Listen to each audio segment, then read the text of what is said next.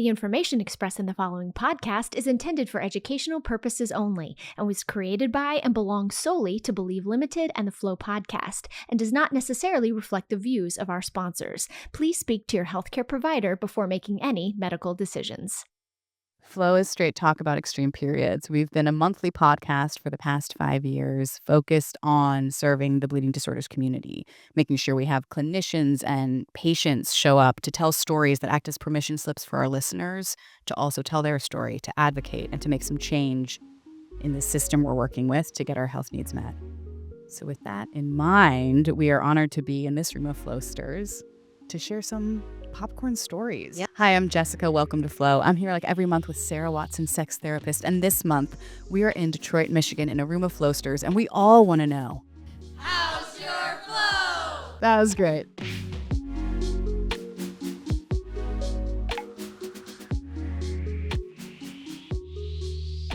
This session is called Chicken Soup for the Flow. Does anyone remember those books? Yes, right? Like a throwback. We were just talking about it. Like the teenage soul. Exactly. And you know, they always had like a subset title, like stories of this and that. So we did title it Stories of Extreme Bleeds and Medical Gaslighting and HTCs. But we are here to talk about whatever is most pressing. We heard a little bit. Some people have had some extreme stories. So yeah, we want to hear your stories. What's going on? What did you learn? What's happened at treatment centers? Maybe like what's the worst thing that's happened or the best thing that's happened? maybe if you have a diagnosis, the journey that it took to get there, maybe how hard was it? Was there any doctors that were surprising that were instrumental, or patient stories that were instrumental in you getting to the diagnosis? These are just ideas. Yeah. We're just here to chat about periods. And so while we think for a moment, we're just going to give a thank you to our sponsor, Takeda. Thanks, Takeda. This ad is brought to you by Von Vendy, Von Willebrand Factor Recombinant. Hi, my name is Nicole. I didn't always feel empowered to speak up for myself or ask for the care and support I needed.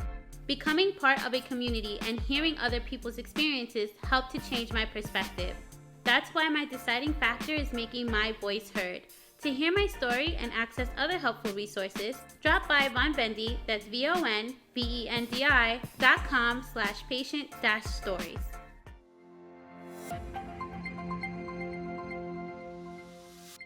And now we're back. Hollywood magic. Podcast magic. Okay. How's your flow? For real. I guess I just want to share. I'll start. I'm luteal, which means premenstrual. That's where I'm at. Yeah. How about you, Sarah? I think I'm close to ovulation, but I have an IUD, so we'll see. Yeah. Got some raging symptoms this week. Really bad vertigo, which I thought you just about, which happens like every other, but is that because of ovulation or because of perimenopausal? That's the question. Does anyone else experience vertigo during ovulation?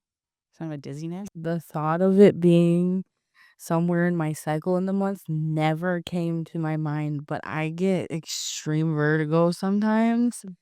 And then, like, especially with the weather change, if I blew my ears out by pinching my nose one day, like a couple months ago. You know that feeling when you're super drunk, you lay down and everything spins? I got it With like no alcohol, huh? Yeah. yeah, the most extreme I've ever felt it. Like, I swear if somebody was looking at me, my eyes were probably going like this. How long did it last for you? As long as I'm upright, Yeah. I'm okay. It'll be more or less like a few days of like feeling almost like a pressure in my head, and then just like if I even tilt my head like this, I might fall over. Yeah. Yeah. Well, thankfully, you worked through it, and thank God I did too. Yeah. It's terrible. Yeah, it's awful. Spinal fluid in the uterus has not been studied. But we have thoughts about it. Yes, we do. Yeah. And no, anybody else have vertigo or has? Or a strong symptom at all during ovulation? Do you notice ovulation in a specific way? Yeah. This is more recent to this year, but I've been having extreme muscle weakness in my arms and my legs Ooh. during my period, and it's usually the first couple of days, and so I've been missing work because of it every single month. They're not really sure what's happening, I did bring up PMDD, and they think that could be a contender. Hmm. And I don't want to be on hormones again because I don't have a good experience being on birth control, and I don't want an IUD either. And they had mentioned we could potentially put you on an SSRI, and that might help alleviate some symptoms. Um, but before I can be put on an SSRI, they need to do a test for my platelets and see where my platelets are at, and I can't do that until November, and then that test also takes a while for the results to come out, so I'm stuck. And how many times have we just been stuck with what the solution is? Too many. Right. Does anybody else like 7 to 14 days before their cycle start getting extremely fatigued? Like you can physically feel your iron levels just lowering. Like I get to the point where just like getting dressed in the morning has me sitting down and catching my breath. Like extreme, like I have to take naps during my cycle. Like working is almost impossible. My flow for the first at least 72 hours is so heavy. If I'm wearing a tampon, I'm wearing a pad as well. Yeah, of course. Just super clotty periods. Like sometimes I'll just be sitting there and have to catch my breath. Can I ask you what your diagnosis is? I am a carrier of the factor 9 deficiency. After 9. Okay. But we only check my levels like every other year. And I probably should have been infusing over many years that I have just not even put two and two that all these Oh, it all goes, issues I'm yeah. having as being a carrier or a symptomatic carrier. And so this conference has really opened my eyes up to let me know, like, I need to stay in contact with my hematologist throughout the year every year. Yes, absolutely. I do have the fatigue a week before my period. I usually have really crazy symptoms a week before my period, and I think that's why they're like getting closer to like the PMDD as a potential. What other crazy symptoms? I have extreme anger to the point where I'm even questioning like, okay, that's a lot. Like you should calm down a little bit. But sometimes I just feel like I can't help it. I have like extreme like outbursts where I'll get like really emotional. But yeah, the fatigue is big the week before, so it's kind of like I'm just 2 weeks of just suffering. So my energy levels are depleted. They tested my iron levels recently, and they don't think I'm anemic or anything. I haven't necessarily correlated heaviness with my symptoms, so it's just weird symptoms and semi-normal heaviness. Relate to the super anger issues. I'll like have to stop, like, I'll get mad at inanimate objects. I'm mad at this lighter because I put it in the cup holder and it fell out 3 times. Like extreme to the point where like my kids will be doing something I ask them to do and I'll literally snap because they're not doing it right. And I'm like, She says something like that normally. What other symptoms do we have? I don't know about you, but like I just want to eat everything, like just all day. I don't even have to be hungry, and I just eat and eat and eat. And that is wonderful here because I know that I'm about to start and they are feeding us well. So many snacks on all of the tables. So I also get like extreme cramps, and I can tell that as soon as the cramps start, I got to go to the bathroom because it has probably started, and it's always the case. It's just like immediate, like snap of a finger. I'm like, oh, gotta go. Yeah. So that's mine. Isn't it amazing? I'm hearing a little bit of how if there's an extreme thing like extreme hunger, you can meet that need by feeding yourself. And I'm curious what happens when we experience in this room extreme anger, because that's definitely part of the hormonal flow where there's outlets. What to do with that energy? Anyone have anything they practice? It's not the healthiest, and I don't think it's the greatest way of coping with it. But But sometimes I'll just drive around and scream cry in my car. love it. Don't run people over. We like that. Okay. No, you can play like video games and do that. I think that could be like a potential. Oh, okay. All right. Let it out. Virtually taking our anger out. Oh yeah, the music's out loud. I'm just Oh, for sure. It really is. So one of the researchers on burnout, Emily Nagoski, talks a lot about like how do we process burnout and anger. And one of the things is like rage screaming or singing. And that resets our nervous system. So good tool. so it turned out to be healthy. Yeah. Which we love. What else do you all do? Pretty much do the same thing. I'm a DoorDasher. So I'll literally, if I'm in like a horrible mood, I'll go to work.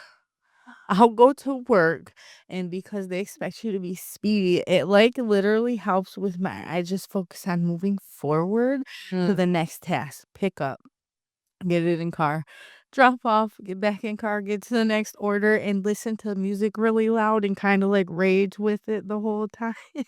So I can, yeah, that's definitely a good way to cope with it, is like literally just driving and dealing with the emotions. Yeah. What else? So I started bleeding at like 13, like severe through everything. So I was on birth control until I got married and started wanting to have kids. Birth control helped. I'm a factor 9 Okay. child, like 20%. So I was infusing and on birth control during my periods. Sorry. No, don't. And then off of birth control to try and have kids. Yeah. So periods were awful. Like soaking through tampons pads every hour on factor, taking it every 12 to 24 hours, and then also putting me on TXA. And TXA has been very helpful for me. So still in that trend. Yeah. Nothing like those horse pills get you through. Oh, yeah. You're so big and there's so many. So that's where I'm at. Does anyone have any solutions to dealing with the amount of blood changing that often Yeah. Changing your pads, tampons, cups. in the time that we've lived in the after times of period underwear? But yeah, all of it is functional for everyone. Tricks, tips. Well, I like to free bleed my last 48 hours. Nice.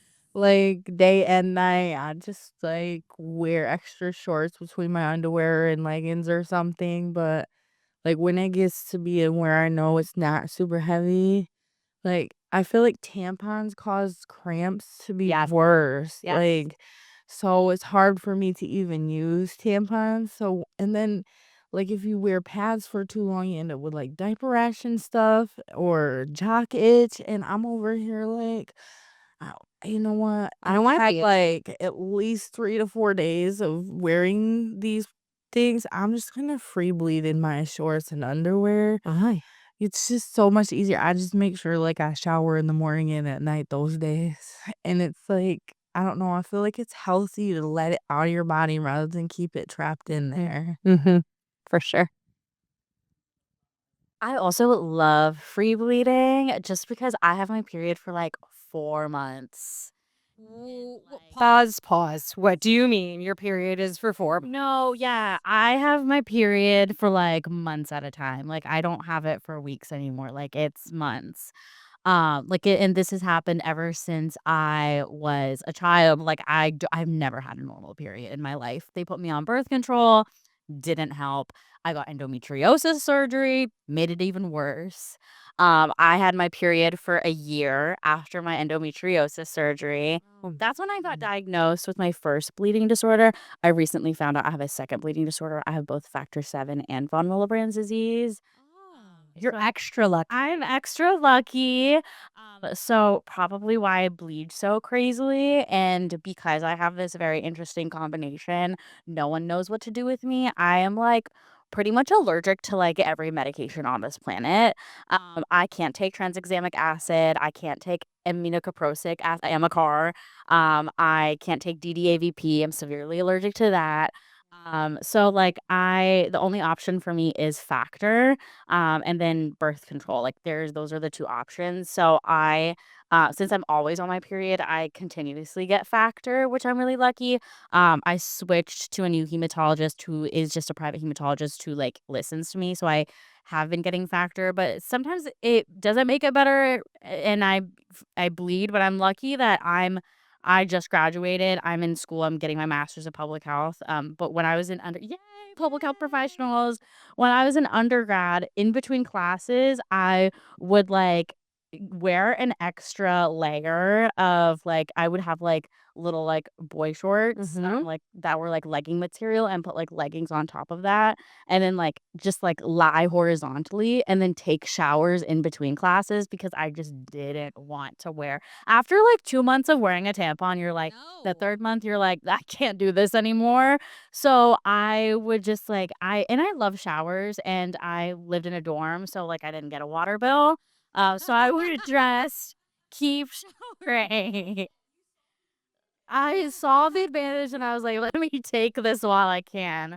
But yeah, no, I bleed months in advance or like months at a time, which is kind of crazy. I actually just ended my 4-month period. Yes. Yeah.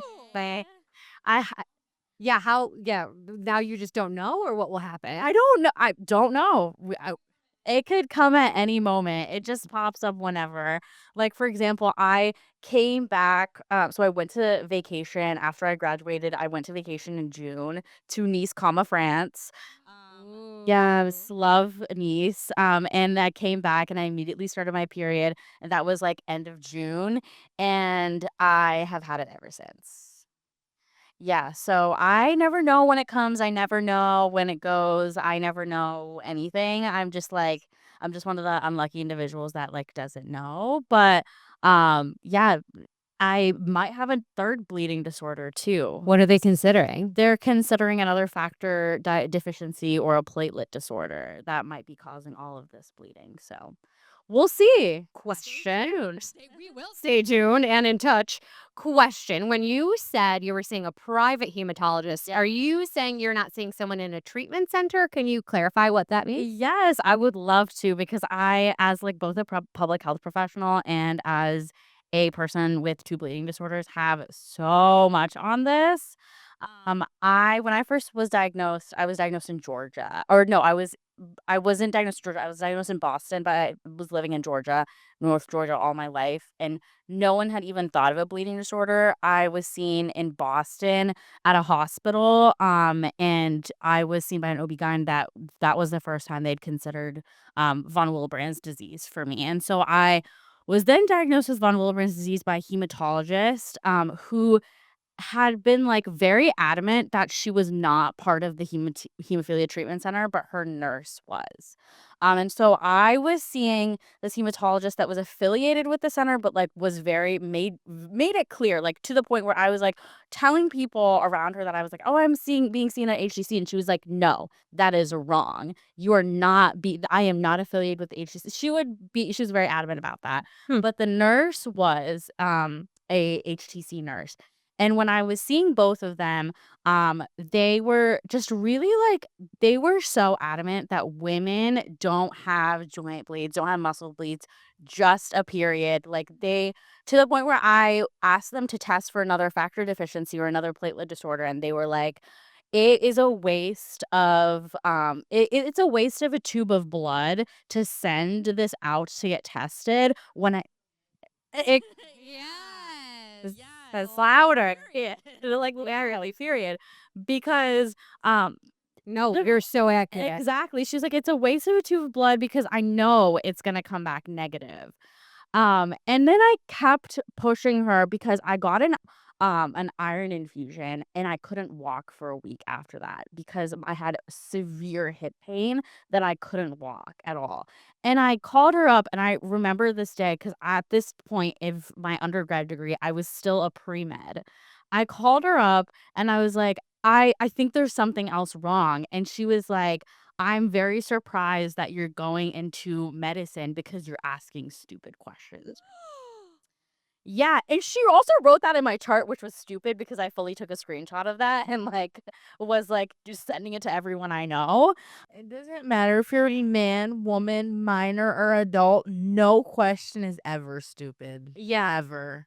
Don't let anybody gaslight you Yeah. into thinking that. Oh yeah. She she told me, I'm just surprised that this girl is going into medicine. Like she can't retain anything apparently. And so that's when I got really pissed off. I was like, first of all, why are you're my doctor? You're not even my professor. Like what does this have to do with me going into medicine? Second of all, I'm still bleeding. So, still can't walk, still can't bleeding. Something's off. So then I called so I was like, enough with her. I need to find another hematologist. This was spring of 2024. I called every hemophilia treatment center in the entire state. Good for you. Uh, Massachusetts. And Mass. In the entire state of Massachusetts, every single hemophilia treatment center came back to me and said, "We are not taking you. You are not severe enough. We're putting you at the end of our wait list." Are you? Yeah. So then I was like, you know what? Screw the hemophilia treatment centers. I'm going to find a hematologist because I can't walk. At this point, I literally can't walk. I'm still bleeding. I'm like very much anemic at this point. Like I am having a lot of trouble. So I pick up the phone and I call every single hospital in the area that has a hematologist or oncologist. And luckily enough, Tufts Medical Center doesn't have a hemophilia treatment center, but they had the soonest appointment. It was like maybe like 2 weeks out. And luckily enough, the like first appointment, I came in with an elbow twice the size, bruised up. And that day, remember seeing the hematologist oncologist and his fellow. And they were like, we see a lot of cancer patients. And the fellow was a benign hematologist who's also an MD PhD, so does research. And he was very interested and was like, wow, like we need to put you on prophylaxis. Yes. Second, we need to figure out how to control this because like you've obviously like have so much like so much unmaintained bleeding. And then he finally was like, and we should probably test you for other factor deficiencies. And so I finally got a hematologist that was like, you know what? Maybe we'll listen to you. But when I started seeing this hematologist, I also was like thinking, as like a public health professional now, I'm like, what we're taught is in population science, people don't really test for rare diseases because public health professionals and doctors are taught that it's so rare. Why would you test for it? There's a less of a probability that people have it. So a lot of providers just don't test for it because they think, well, the probability is already low. Like, why do we care? Why do we waste our money? Why do we waste your money in doing that? In reality, there are so many rare diseases so many people could have. So I was thinking back and I'm like, I'm seeing this low probability, but I'm also seeing hemophilia treatment centers see so many severe patients that when they get someone that doesn't look as severe as like having a brain bleed, they think, "Oh wow, you're not doing terribly. Okay, whatever, you're fine." So that's the problem is the comparison problem and the fact that people don't see the value in testing for rare diseases, is what I started to see that pattern. And I also started to see like the pattern of a lot of women seeking care outside of hemophilia treatment centers because they saw the pattern of like they're not being taken seriously because hemophilia treatment centers see so many severes. And when you see somebody like me, they think, oh, like whatever, there's nothing wrong with her. But also the fact that like there's some hematologists that are not like super experts in the field. So when they see you, they're like, oh, we don't know. So we're going to listen to your story instead of Brushing you off, sending you out. Yeah. because they don't know too much about the field. Right. So there's so much nuances, and I think it's being a public health professional and seeing what's kind of taught behind the scenes has kind of opened my eyes to what is actually kind of going on. Wow. Thank you for sharing all of that. And what an advocate you are for yourself. Like, that's amazing. Yeah. Yeah, and so insightful, and also how tragic that it was a good news that your elbow was so large so that you could actually get the attention you Right. needed, Right. right? Check out the football on my elbow, right? In order. I know that, yeah. Yeah, no, that day, that provider was like, I was telling my provider, look, I've had so many IVs because no one wants to like put a butterfly needle because they're scared of my veins. That he looked at my hand and he was like, why don't we just give you a port? And I was like, wow, I've never had like someone who A wants to give me prophylaxis and B also wants to make my life easier. So I've since gotten a port because I'm getting so many infusions. Good for you. Have the infusions helped? I know you're still bleeding for a long time, but Yeah. is it like not as heavy since you've been on? Yeah, the infusions definitely help. I think the problem is after I got diagnosed with factor 7 deficiency, it made a lot more sense, but I don't get treated for factor 7 deficiency as much. Like I only get treated in emergency situations because the providers I see don't necessarily know. And a lot of people, like even scientific research, there's not a lot of research done on combination deficiencies. And also like there's so much like there's not like any research done on like the interaction of like two factor products if you have two different disorders. So it's like, why would we want to test that on you? We don't want to give you a blood clot, which I'm so on board with that. I don't want to be an experiment. So right now I'm only taking one product, and if it's an emergency, I'll be taking the other after the product is completely out of my system. But I think that's what makes it harder is like, how do we treat someone who's having heavy menstrual bleeding? I actually saw my physician the other day and we're like, we actually don't know how to treat you because you're having so much bleeding. I'm having GI bleeding. I'm having like I had a bleed in my toe and I still like am having numbness and I still can't feel it. So how do we like treat it when we don't know, like there's not research behind it? So there's also the question of like, is there enough research that's being done? We know the answer is no. No, absolutely not. Right. And we were just chatting this week with a provider who we adore, and we were talking about the history of research, right? So guess who funds big research, friends? Big pharma, right? And they don't have to include women in their research.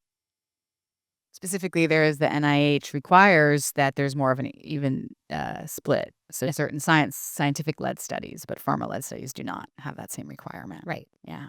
And who treats us? Pharma. So who would we need to talk to like convince them it's a good idea? Oh, yeah. Who are we writing letters to? FDA. FDA. And medical schools. That's what we came to in that episode. And truly, I want to conclude today with kind of considering what we're going to do about it, right? Sometimes the conclusion is just, I'm going to go and call some more possible hospitals that will have a doctor that will listen to me. Sometimes the answer is I'm going to get on social media and become really annoying about it. Sometimes it's talking to a family member to share your story fully so they could maybe understand what they're going through a little better. Yeah. Yeah. Can we just popcorn around that? What might you want to do after today to shift things? Yeah. Well, like Tracy taught us in small group last night, we need to stop calling ourselves just carriers. Correct. This is just kind of demeans and diminishes, the subject you're talking about. And if the subject is yourself, then you're doing yourself, an injustice. So, with the start of this all is teaching me like my next step is to go and call bleeding and clotting in my local clinic and tell them I need an appointment with a hematologist to start checking my levels and testing for Regularly. Yep. all these deficiencies to see if maybe I'm not a carrier. Maybe like, because like they were saying, some places if you're under like 70%, they're gonna be like, okay, you have it. And sometimes like probably back when I was tested at a younger age, it was probably completely different than it is today. And you never know if you're gonna get a diagnosis or if they're gonna be like, okay, you're now a symptomatic carrier. So I think my next step is to talk to a hematologist and see if there isn't treatments that I should be doing that I haven't been. Right. I think we need to stop looking at the genetics of things and the numbers versus like what are your symptoms? Yeah. Right? Like Definitely. Like if you were bleeding a ton, symptomatic carrier or full diagnosis, yes, it shouldn't matter. I would say like probably at least 3 years ago, I felt maybe 10 years younger than I do now. Like going up my apartment stairs can be a difficult task. And no matter what time of day or day it is, it's a slow task for me due to joint pain. So, like, I definitely need to, trust myself more. I'm gonna go to the doctor. Good. Yeah. I've like also kind of been seeing the trend of like, so my two very best friends are now in medical school. And I've been looking at the trends of like, what are they teaching and like, how are they approaching like some of these conditions? And one of my friends goes to the same medical school where I get treatment at. And so I was asking her, I was like, did you get to the bleeding disorders hemophilia unit yet? And she was like, yeah. And they've been kind of throwing out the textbooks and teaching us about narrative medicine and about how we're not allowed to classify females as carriers anymore. And so I've kind of been seeing the trend. Amazing. Yes. Thank you, Tufts Medical School. Thank you, Tufts. We love you, Tufts. We're gonna wear Tufts. Yes, yes, go elephants. But I've been like looking at now that I have friends that are in medical school, I've been kind of like surveying them and looking at different trends of like what are they teaching you about narrative medicine? Are they teaching you about storytelling? Are they teaching you about like listening more than like research heavy institutions? Like as a pre-med, I was looking at like some institutions were research heavy, some institutions were community driven. And I've been seeing that same trend where like certain institutions that take people that are like more community driven, they teach more community driven stuff in their curriculum. It's wow. So I think like even I encourage people to even maybe like look into like how is the institution kind of teaching this material, and are they open to maybe even having you be a guest lecturer? Yeah, because I would go in undergrad, I would go to genetics classrooms and guest lecture them on bleeding disorders. And so they like institutions like for example Tufts has worked with our local hemophilia chapter to have folks talk to their medical students. So it actually is very powerful for the medical schools to also hear from you. And if they're being dismissive, it just goes to show that they're they're just a research institution that only cares about numbers and not humans, which is really sad. That's another reason why I'm such a big proponent of researching institutions before like going to them, because then you get to know Yes. if if they would be a good fit for you, because not every doctor is a good fit for like personalities. And we talk about that a lot of like, hey, because I've done the same thing of going to a treatment center, not getting my diagnosis, but I have the privilege, right, to be able to find here in Michigan someone else to go to. And I love her. I love my doc, but it took a long time. So to advocate, and if you have the privilege and ability to get out of a treatment center, then and find something else or someone like you were talking about, it's absolutely necessary. Oh, yeah, I want to do a press release for Tufts. Yeah. That sounds great. Let's get on that. It's going to be on our socials. Yeah. Yeah. Oh, yes. Yeah. Yeah. We're going to stalk you now. Oh, yay. Cool.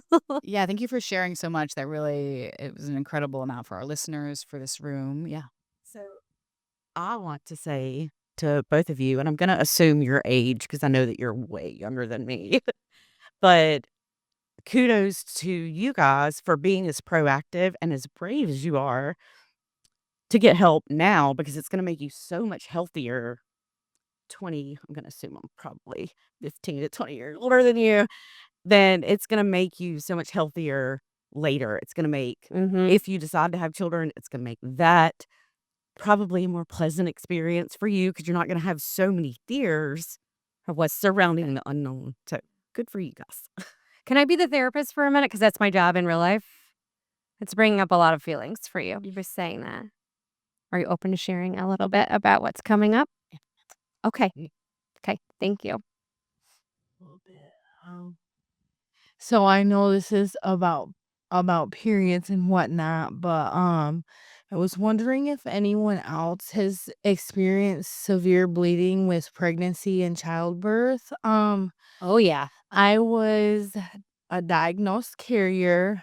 Um, Chances and likeliness of the boy I was carrying was that he was gonna be a hemophiliac. He is. He I was 30 weeks gestational and it was midnight and I just happened to be like awake and on the phone cuz when you're 19 that's what you do with your best friend. You're still young and I felt a wetness at first. I'm like, okay, either my water just broke or I peed myself and just didn't even realize I had to go. And I look down and I am literally hemorrhaging out at 30 weeks gestational. And my son was born via emergency C-section 9 weeks early due to placental abruption.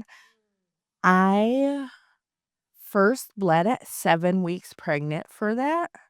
And they said, listen, I was at Job Corps. And they're telling me, I don't want to do the paperwork. I don't want to send you to the hospital. I don't want you to go get looked at. And I insisted, like, this is my first pregnancy. I have no idea what's going on. I'm seeing a doctor. I went, and the doctor at the regular ER in Grand Rapids just goes, well, you had a cyst pop. You're fine. I don't even think they did an ultrasound. They sent me back and I just felt, you just know when you're a mom something's wrong.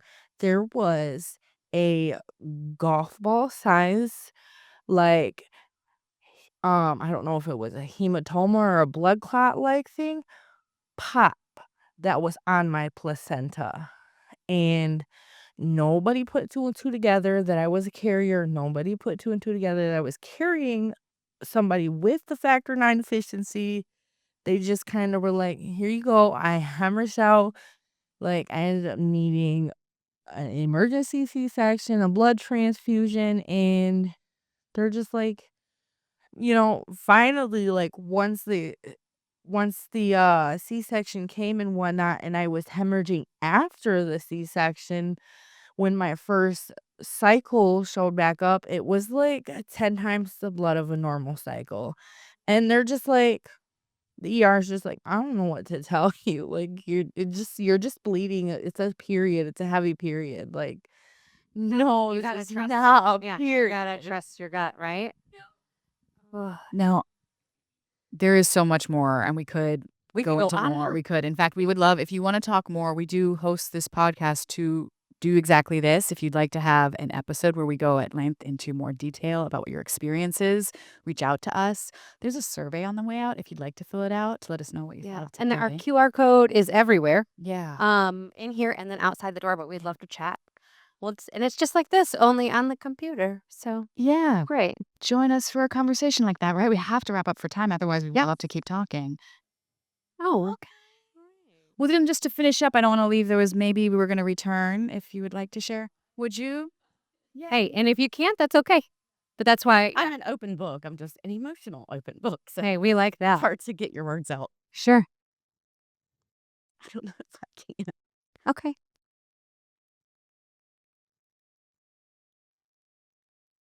I think the scary thing. Yeah, we're here. Just Take your time. Go ahead. Yeah, you want to pass it over? Thanks. Going back to next steps as far as taking away from this conference, I have already emailed my HTC, my nurse practitioner I see, because I thought whenever I got my factor levels checked, I had my first child, C-section, bled a lot, and that prompted me to get tested afterwards. I always knew I was a carrier, but always had the women can't have hemophilia thought. And so I got tested, and then my factor levels came back, and they've been tested a few times, and I ranged from 13 to 14%. So I thought, okay, I have hemophilia. That's what it is. And so I didn't ever follow up or really check anything. I go to my yearly appointment, all of that. And then everybody's talking about, pursuing diagnosis and stuff. And I'm like, well, aren't you just diagnosed whenever your levels come back and stuff? So I checked, and no, I just have carrier on my chart, still to this day, and it's been 4 years now. So I messaged my doctor to be like, hey, can we get this updated? Because Good. yeah, my sister prompted me to check it because Missy. Morning. Yeah. In that last meeting, I checked mine. And after, I'm not sure which panelist it was that said, in their my chart. And I was like, I'm going to look at my chart. And it finally says hemophilia A mild. Yes. So they had to put the diagnosis in my chart To get your mess. to get the medicine. So finally, so I told her immediately, I was like, you need to get that changed on yours because her factor levels are even lower than mine. Ooh. yeah. So I I have meds in the fridge, ma'am. the only time I've had any factors. Yeah, exactly. Yeah, the only time I ever had factor was with my second C-section, which, looking back, that went way smoother. I had way better recovery. I didn't lose, my iron didn't dip near as low as it did the first time. Yeah. And I healed so much faster. And you look back to the first one and you think like, wow, I was so ill prepared for the C-section, for the recovery. And, my husband was in there in the delivery room and he was watching the vacuums on the wall fill up with blood. Like, what is happening? Guys, Yeah. Geysers. Oh, the term geysers. Yes. Oh, wow. Wow. That's an adventure. Yeah. It is good to be prepared early if, that's a route you want to take later on because, if something else had gone wrong, the situation could have been a lot different for me. Not knowing ahead of time that, I would have issues bleeding. So it changes things. So yeah, that's what I am right now is working on pursuing that actual diagnosis because yeah, my thought always goes back to everything's normal for me because I wasn't diagnosed until I was 32 or I guess diagnosed as a carrier officially. But I didn't know I had issues, so every time, I talk about joint issues or other things, everything's just normal for me. So I don't know what's an issue and what's not an issue because Interesting thing, right? Yeah. I've always had these We pains. identify with that. So it's difficult to pinpoint like what's normal and what's not normal for other populations. So when do you need factor? When do you do that? Right. a hemophilia 101 course for welcome to hemophilia. Yeah. And I would also say, where are your med tags? Mine just says carrier. Are putting together. Good. She was. She has a cute rose gold one she wants. But I checked mine because I said, well, mine just says carrier. Nope. Get that updated too. Yeah. So you gotta, find a nice little, Yeah, I have like a little rubber one. I wish they made one for like the Samsung watches because Okay. one of those. Well, we can figure that out, right? Yeah. We support the action. We support you. We believe you. I know it's part of the conference, and we hope that this conversation helps empower you. We also are going to be back here at 4 p.m. I just want to mention that. And we were going to divide it before, but I don't know. We're just going to keep the combo going. See who else shows up and keep talking if you'd like to come back at 4. Yeah. We're going to open this room again. I just really wanted to say thank you for your encouraging words. Doing this at a young age, I want to make sure that I'm prepared, like whenever I get married and want to have kids, and like with my bleeding disorder itself, I'm susceptible to be like more high risk of miscarriaging and being infertile. So that's a whole nother thing on top of it. But with like advocating for myself and like dealing with all of this like new stuff, it's been like just like one thing on top of another this year, and it's been really really frustrating. And honestly, I was like getting close to being like I'm not going to figure this out. But no, being here has been She knows she's not. She's had too many people behind her to do that. and it's my mom has already like she dealt with it for so many years, and she had really really heavy horrible periods her whole life, and she was symptomatic carrier for a while, and then by the time they finally labeled her as a mild factor 13, she had already done ablation, I think it's Yeah, what it's you're right. called. Yep.